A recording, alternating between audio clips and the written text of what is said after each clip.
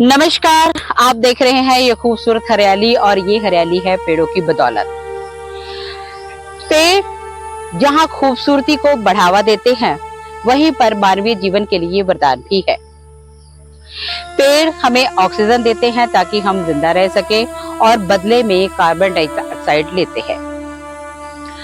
पेड़ जीने के लिए 10% मिट्टी और 90% वायु ग्रहण करते हैं और बदले में हमें 230 लीटर ऑक्सीजन देते हैं, जो 7 लोगों के जीवित रहने के लिए पर्याप्त है। पेड़ हमारे जीने का एक साधन है और मानवीय जीवन तो पूरी तरह पेड़ों पर ही निर्भर है। पेड़ दर्द महसूस करते हैं, खुशी महसूस करते हैं और अपनी तरफ से ये प्रतिक्रिया भी व्यक्त करते हैं।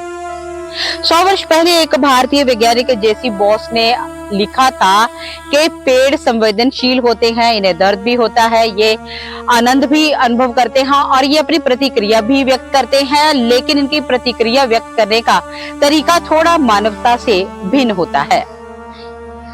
1973 में एक किताब लिखी गई थी, the secrets life of plants.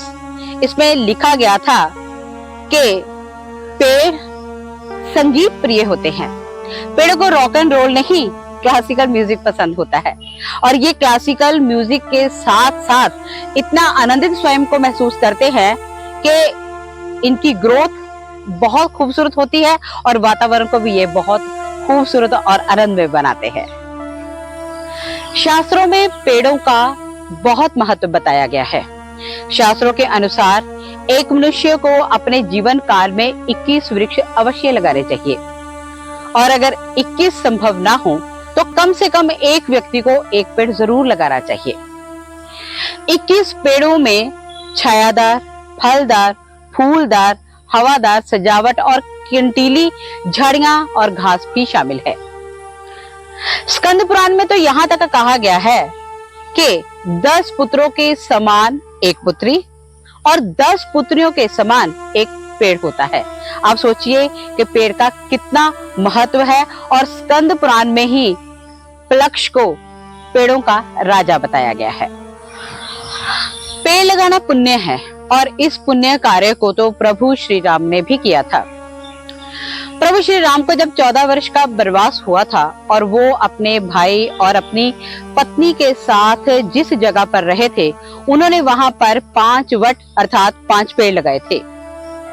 इसीलिए उस जगह को पंचवटी कहा जाता है। आज भी आप अपने घरों में पंचवटी बना सकते हैं और प्रभु श्री राम ने जिस 5 पेड़ों को लगाया था उनमें आंवला, पीपल, बरगद, गूलर और बेलपत्र का पेड़ शामिल था। तो आप सोचिए कि पेड़ों का महत्व मानवीय जीवन में कैसे कम हो सकता है। हिंदू धर्म में जिन 10 पेड़ों को अति पवित्र कहा गया है उनमें पीपल, अशोक, शमी, गूलर, बरगद, बिल्व, नारियल, आंवला, आम के पेड़ मुख्य हैं। आपने देखा होगा कि सड़कों के दोनों किनारे ऐसे पेड़ लगाए जाते हैं जिनके पत्ते मोटे होते हैं। वो इसलिए कि जब वहां से वाहन निकलते हैं तो उनमें से बहुत सी जहरीली गैसें बाहर आती हैं। ये जहरीली गैसें इन मोटे पत्तों पर चिपक जाती हैं और वातावरण को ये प्रदूषण रहित कर देती हैं। जब बारिश होती है तो इन पत्तों से वो गैसें धुलकर जमीन में शामिल हो जाती हैं और फिर ये अपनी अगली प्रक्रिया वाष्पीकरण के लिए तैयार हो जाती हैं। पेड़ प्रदूषण के साथ साथ ध्वनि प्रदूषण को भी पूरी तरह से नियंत्रित करते हैं। ये ध्वनि को फिल्टर करते हैं और फिर ही उसे फैलाते हैं। आपने देखा होगा कि पेड़ों में एक खास क्षमता है और वो है तापमान को नियंत्रित करने की।